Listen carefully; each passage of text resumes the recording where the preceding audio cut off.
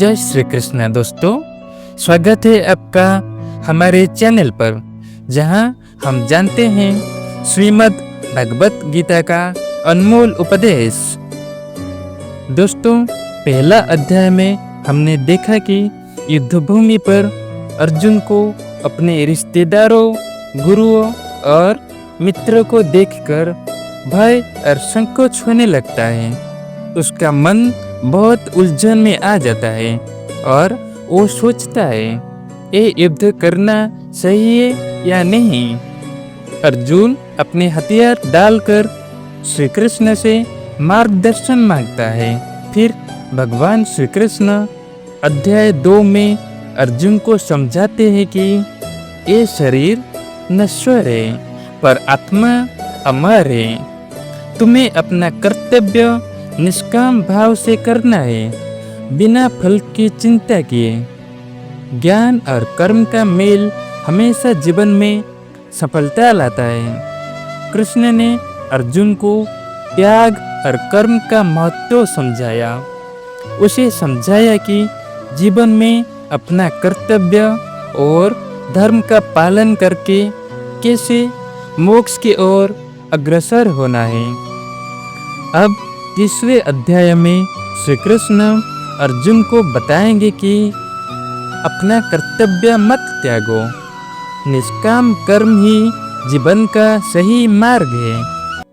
कर्म करो बिना फल की अपेक्षा और अपने धर्म पर ध्यान दो। तो चलिए बिना देरी किए शुरू करते हैं श्रीमद् भगवत गीता का इस अनमोल अध्याय 3 पर, जिसका नाम है कर्मयोग। इंद्रियाणि पराण्याहु इंद्रियेभ्यः परं मनः, मनसस्तु परा बुद्धिर् यो बुद्धे परतस्तु सः। अर्थात श्री कृष्ण यहाँ अर्जुन को आत्मा का दिव्य ज्ञान दे रहे हैं। हे पार्थ, जड़ पदार्थ से इंद्रिय श्रेष्ठ है, इंद्रियों से श्रेष्ठ है मन, मन से श्रेष्ठ है बुद्धि और बुद्धि से भी श्रेष्ठ है आत्मा। तुम आत्मा की चिंता करो पार्थ, आत्मा की चिंता करो और देह, इंद्रियों, मन और बुद्धि से ऊपर उठने का प्रयास करो। दोस्तों, ये है अध्याय 3 का मूल मंत्र। अपना कर्तव्य करते रहो बिना किसी अटैचमेंट और फल की चिंता के। अर्जुन सोच रहा था, आखिर युद्ध में क्यों करूं? सिर्फ ज्ञान से सब कुछ नहीं हो जाता क्या? फिर श्री कृष्ण समझाते हैं, अर्जुन, जो ज्ञान है वो कर्म से जुड़ा है। जो व्यक्ति अपना कर्तव्य करता है बिना किसी आशा फल की इच्छा के, वही सबसे उत्तम अधिकारी है। अगर कोई व्यक्ति अपना धर्म छोड़कर अकर्म में लग जाएगा तो प्रकृति भी थक जाएगी और संसार बंद हो जाएगा। निष्काम कर्म का महत्व श्री कृष्ण बोलते हैं, जो अपने कर्तव्य को बिना किसी फल की इच्छा से करता है वो आत्मा साक्षात्कार की ओर बढ़ता है। एक किसान बिना सोचे कि अनाज से कितना मुनाफा होगा, केवल अपने कर्तव्य निभाता है। एक शिक्षक बिना सोचे कि उसका सैलरी क्या होगा, केवल ज्ञान प्रदान करता है। इसी तरह हमारा भी कर्म होना चाहिए निष्काम और पूर्ण श्रद्धा से। प्रकृति का महत्व श्री कृष्ण कहते हैं, संसार प्रकृति की गति से चलता है। सबको अपना कर्तव्य पूरी श्रद्धा से करना चाहिए। अगर सब कर्म करना छोड़ दें, प्रकृति भी रुक जाएगी। समझो, सूर्य अपनी रोशनी देता है बिना किसी आशा के।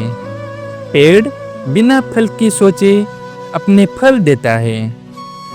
इसी प्रकृति से हम सीख सकते हैं कि अपना कर्तव्य बिना किसी अपेक्षा के पूरा करना है। त्याग और कर्म का मेल। श्री कृष्ण का मुख्य संदेश है, त्याग का मतलब ये नहीं कि कर्म को छोड़ दो। त्याग का मतलब है अपना कर्म बिना किसी अटैचमेंट का करना। जो व्यक्ति सिद्धि और असिद्धि दोनों को समान दृष्टि से देखता है, वही योगी है। यही असली योग है, समत्व और निष्काम कर्म। कर्म योग का प्रैक्टिकल एप्लीकेशन इन लाइफ। दोस्तों, आप अपने जीवन में ऐसे कैसे लागू कर सकते हो? रोज अपना कर्तव्य पूरा मन लगा कर करो। परिणाम का चिंता मत करो। अपना काम बिना किसी अहंकार और लालच के करो। समझ लो, आपका काम आपका कर्तव्य है, पर फल प्रकृति का कार्य है। जैसे छात्र बिना परीक्षा में अंक की चिंता किए अपनी पढ़ाई में मन लगाए, कर्मचारी बिना ऑफिस पॉलिटिक्स की सोच के अपना काम लगन से करे। यही है कर्मयोग। यही है कर्मयोग। अपना कर्तव्य बिना किसी अटैचमेंट से करते रहना है। श्री कृष्ण का अंतिम संदेश, जो अपना कर्म निष्काम भाव से करता है, वो जीवन में सुख, शांति और आत्मा साक्षात्कार पाता है। समस्या नहीं, केवल समाधान है। अपने कर्तव्य को श्रद्धा और सम्मत से करो, तभी जीवन में वास्तविक प्रगति और आध्यात्मिक उन्नति होगी। आज का मूल संदेश, कर्म करो पर फल की चिंता मत करो। यही है निष्काम कर्मयोग का महत्व। तो दोस्तों, आज हमने समझा श्रीमद् भगवत गीता अध्याय 3 कर्मयोग का अनमोल ज्ञान।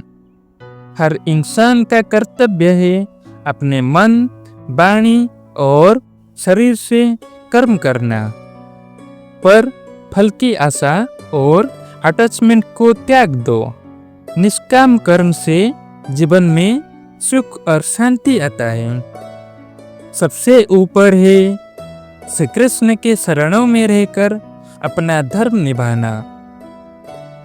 अगले अध्याय में हम और गहराई से समझेंगे श्री कृष्ण की वाणी, जिसका नाम है दिव्य ज्ञान योग, और जानेंगे कैसे ज्ञान और कर्मों का मेल हमारे जीवन को और आध्यात्मिक बनाता है। तो दोस्तों, अगर आपको ये वीडियो पसंद आया हो तो लाइक करें, शेयर करें और सब्सक्राइब करना बिल्कुल मत भूलें। जय श्री कृष्ण।